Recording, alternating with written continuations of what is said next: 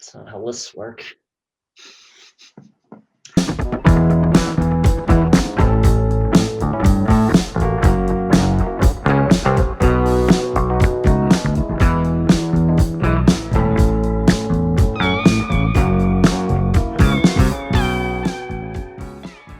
Hey everybody, welcome back to Listography. Jason, Joe, and Kramzer here, wrapping up the band week with our side 3 video. And this week, because they are the band and they are known for having backed Bob Dylan, we thought we'd kind of take that a step further and think of some other artists that we would like to see backed by the band.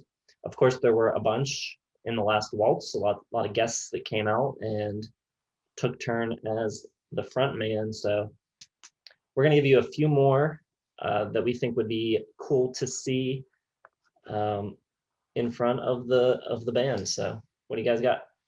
So during our albums ranking, couple times we mentioned my dreaded artist, the Eagles, but I love Don Henley, and I think Don Henley would be really cool in the mid-70s to see what he could do with the band behind him. Just kind of give him the reins and see what they do.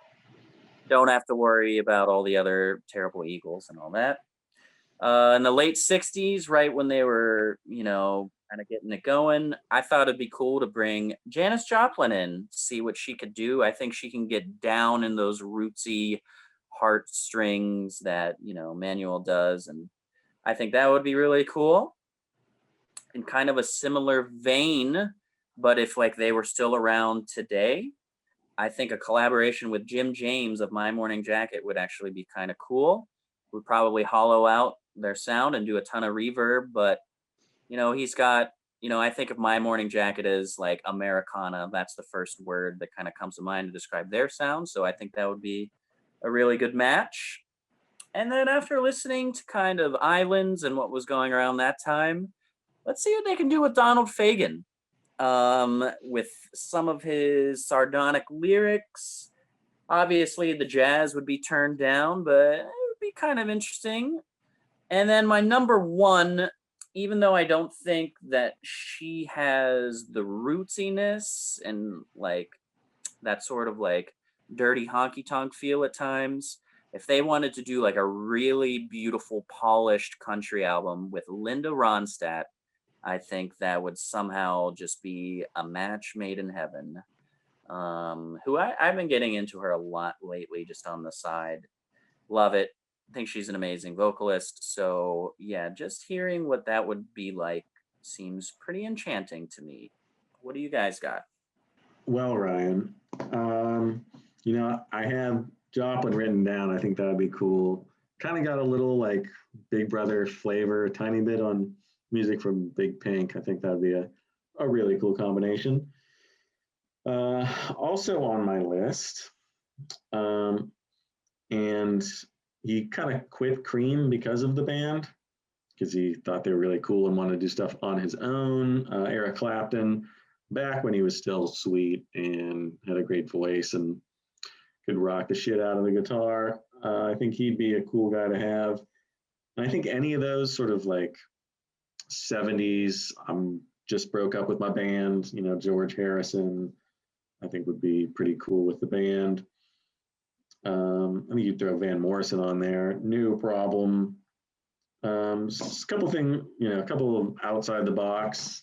I'd like to hear Elvis Presley. He was around for some of that.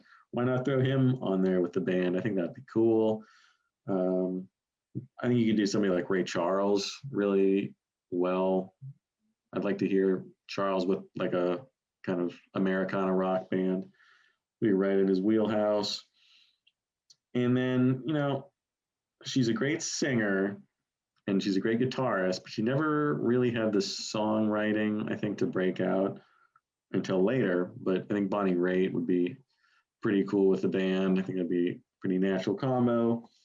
And then finally, she was on the last waltz. Emmylou Harris would be perfect since she did all that great stuff with Graham Parsons, and that's sort of a natural fit right there. It's sort of sharing the same Americana cosmic music universe. So I think that would be a pretty cool fit as well. Jason, have you worn a Coca-Cola shirt on the show before? Dr. Pepper, probably. Hmm. I used to have a Coke shirt too, but I haven't worn it on listography. You like soda, don't you? All right, so I've got 6 written down here. I think it's interesting that you mentioned George Harrison. I think a Paul McCartney record with the band would be awesome, especially like right in that early 70s. Like if you think about if the band were his backing band on like McCartney 1, how interesting that would be. I think it could work. And then a couple maybe kind of obvious ones, early 70s singer-songwriter, kind of traveled in the same circles as the band. I think Leon Russell would have been really cool to see with the band. I've also got Steve Forbert, who I think is a really cool songwriter. He's got a really interesting voice. They were all kind of friends. I think Forbert and Danko especially were good friends. Forbert wrote a really good tribute to Danko when he passed away.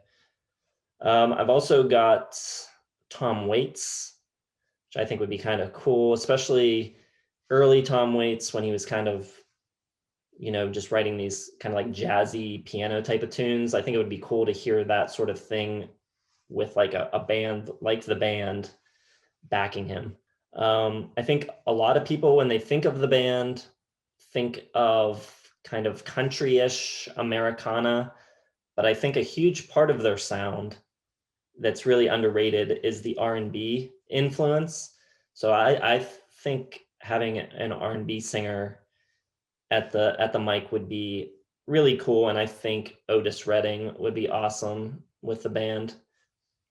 And then lastly, I've got kind of along the lines of Joe's Emmylou Harris pick, I've got Dolly Parton, which I think would be awesome. Yeah.